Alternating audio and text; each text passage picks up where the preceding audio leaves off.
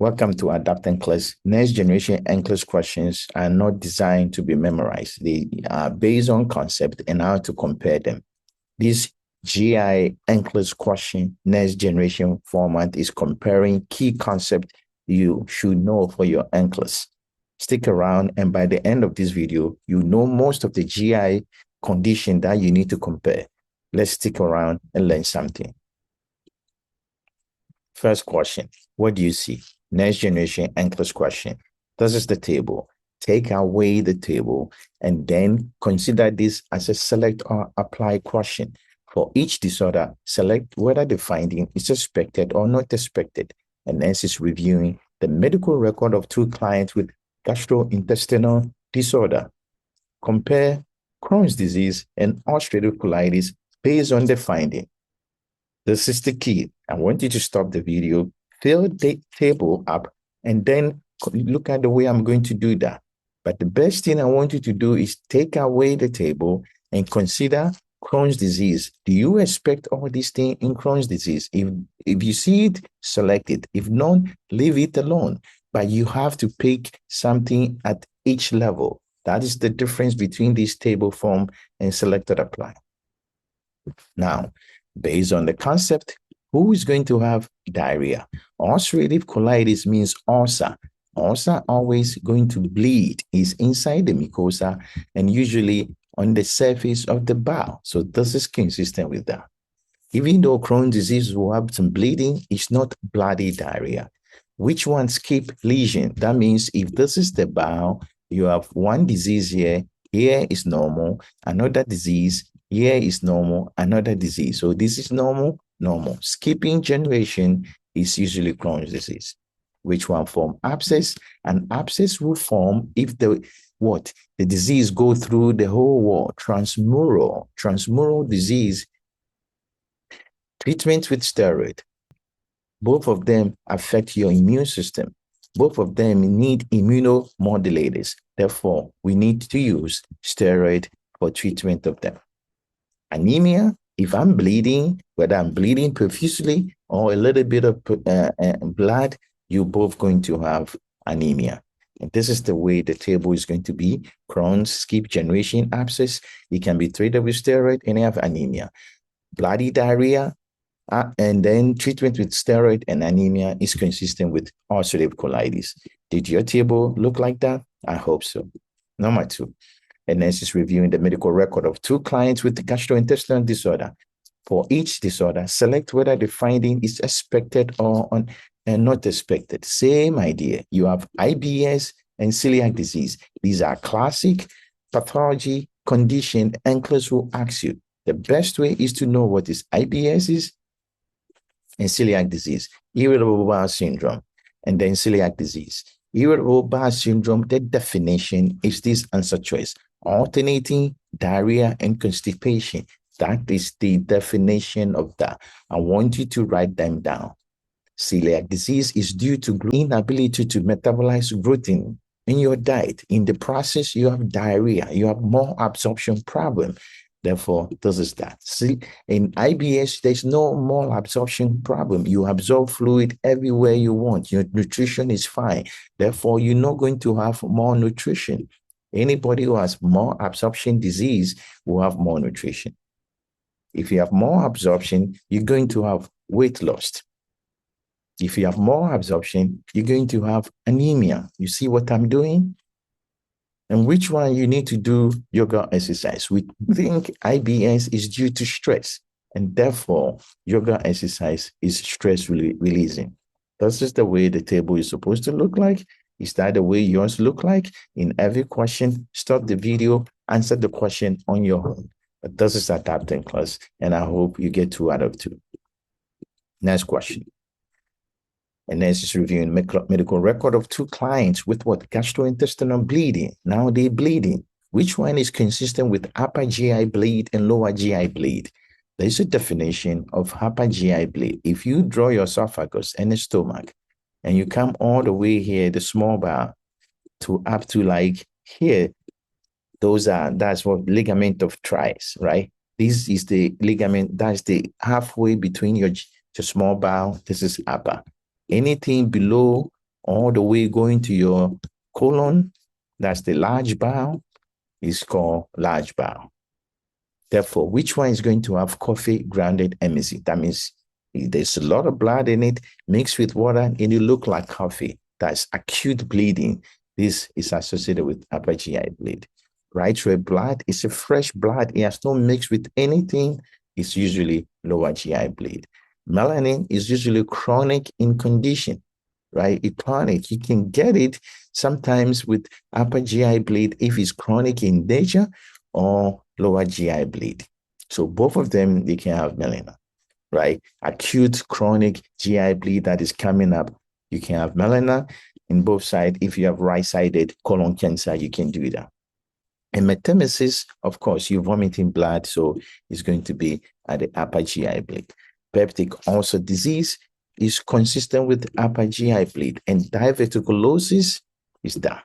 But remember, this NCLEX, when they ask you, be careful, it can occur mostly more on the lower GI bleed, but it depends on the condition. If you have chronic GI bleed from ulcer, sometimes most of the blood will look melaninic, dark in color. And then if you have right-sided colon cancer, it can also look dark in color. So it can be both ways. And this is what the table should look like. What is your score? 3 out of 3? I hope so. For each finding, select whether the finding is expected or not expected. Now you have gastroesophageal reflux and peptic ulcer disease. They are different conditions. Gastroesophageal reflux is due to what? Either the lower esophageal sphincter relaxing and you have reflux of food into the what? Your esophagus. In peptic ulcer disease, you have ulceration due to acid formation or other condition. And therefore, what do you think? Pain worse when laying flat, reflux problem. Pain relief after eating. Some peptic ulcer disease, when they say peptic ulcer, it means ulcer in your stomach or your small bowel, duodenum. Some peptic ulcer disease like the duodenal ulcers is good when you eat, your pain goes away. Regurgitation of acid is usually reflux. And the risks of bleeding, GI bleed, look at it. You got to have ulcers to be able to bleed. Therefore, peptic ulcer disease. Treatment with omeprazole, that means PPI. You can use PPI for reflux and you can use PPI for ulcers. Which one is associated with H. pylori? Peptic ulcer disease. So this is the way it's supposed to look like. And these are the concepts I want you to write them down as you having a lecture associated with each condition. Now you have acute pancreatitis. What should the nurse expect when examining this patient? Inflammation of the pancreas. What do you think? Stop the video, put your answer in the comment section. These we learning GI pathology, gastrointestinal disease. This is NCLEX practice question. Select or apply next generation form. In a pancreatitis, elevated lipase. Acute problem, Crohn sign is complication. If this is the individual and they have pancreatitis and they have bruising, okay, they can have bruising on the flank area or bruising in the periumbilical area. Periumbilical bruising is Crohn sign. Those are complications. That's not acute pancreatitis. Left lower quadrant pain is usually what? Diverticulitis.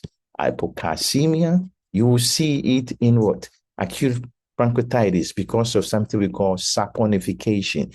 The fat of the pancreas suck on to calcium and it forms soap. This story is usually associated with chronic pancreatitis, not acute problem.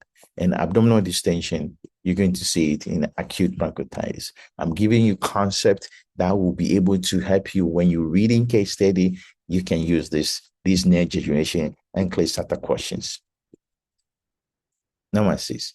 Which instruction should the nurse include? The same thing. And let's provide district teaching to a client with what? Acute hepatitis, right? He has liver inflammation. What do you think? If the liver is inflamed, you should not drink alcohol. We all know that, right? Because alcohol goes to the liver and get metabolized. You're supposed to eat small, frequent meal to allow the liver the time to take care of it. Increasing acetaminophen is bad because it can cause more injury to the liver. Expect dark urine because the liver take care of bilirubin. If it's injured, your bilirubin cannot be cleared. Take frequent rest as the liver recover. And limit protein intake long term. You cannot limit protein intake long term. You can have eat some protein, but not too much in acute phase. So this is the way it's supposed to look. How are you doing so far? Number 6, Next Generation NCLEX, GI NCLEX practice questions and answers using concept and NCLEX review of the GI. Which finding is expected or not expected? 2 patients, appendicitis, gastroenteritis. Which one do you think is consistent with that? Stop the video, answer your put down your own answers and think about it. Who is going to have rebound tenderness? Rebound tenderness is peritonitis, appendicitis. Diffuse crampy abdominal pain is usually gastroenteritis. You've had it before. You have some diarrhea non-stop because you eat something, right? If you have right lower quadrant pain, it's going to be appendicitis. Who is going to have diarrhea? Gastroenteritis. Who is going to have leukocytosis? Your WBC goes up. When you have gastroenteritis, your WBC doesn't go up that much. Therefore, appendicitis. That's true infection. And who is going to need antibiotic? Appendicitis. How are you doing so far? Let me know your score down. But if there's any question you have, put down in the comment. If you learn something new, I would like to know in the comment. And if this video is helping you learn GI NCLEX questions, subscribe to Adam TechPlace for more content, or give us a thumbs up that this video is helping you. What do we have? And this is assessing a client with what? Severe cirrhosis. Which one require immediate follow-up? That means bad finding, not something you should expect. If you have a liver problem, ascites is an expected finding, severe one. If I see a cirrhosis, it means you have an encephalopathy, right? Due to what? Elevated ammonia. Capitomedusa is the umbilical area where you have blood vessels growing. New blood vessels that were usually vestigial are now active. It's an expected finding. Palmar erythema, expected finding. Your stool is going to be clear colored, expected. They don't require immediate follow-up. It's not bad thing. And if you smell mustard bread, it's an expected finding.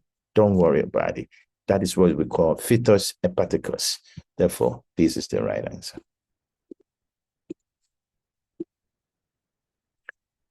And hence is reviewing the medical record of 2 clients with what? Gastrointestinal disorder. Which finding is expected or not expected in each of them? You have lactose intolerance and celiac disease. What is the definition of lactose intolerance and what is the definition of celiac disease? And look at the condition if this is consistent with that. Fill the table on your own and let me know. Have you done that? Now let's get to it. Lactose intolerance means you are not able to metabolize what? Dairy product because of lactase enzyme deficiency. Therefore, this is it. In celiac disease, you cannot metabolize gluten and therefore you should stay away from gluten-free diet. Both of them, they're going to have bloating, diarrhea, pass a lot of gas. So bloating, diarrhea. Both of them need to read food labels because if you don't read, you take something that's dairy product, you're going to get sick. If you say take something that's gluten in it, you're going to get sick. So both of them read food labels. Both of them are going to have bloating. Which one is autoimmune? Celiac disease. Which one is triggered by a dairy product? Lactose intolerance. I want you to write the concept down. This is the way I can teach you about the difference between these. And for the NCLEX, you need to know difference because when I give you a case, how would you know this is celiac or lactose? And the last one, which instruction should you include in a patient who have irritable bowel syndrome? We already know alternative, constipation, and diarrhea. Therefore, what you are going to include? Well, we should increase our fiber. We know that this is the biggest problem, and therefore stress reduction and yoga exercise. This is the same thing as regular exercise. You should watch for food, trigger, avoid it. You don't need steroid. No lifelong steroid. There's no steroid therapy. The most important is lifestyle modification. NCLEX practice question, NCLEX review question, questions and answers on GI NCLEX questions, Next Generation SATA form. Thank you for watching and good luck in your exams.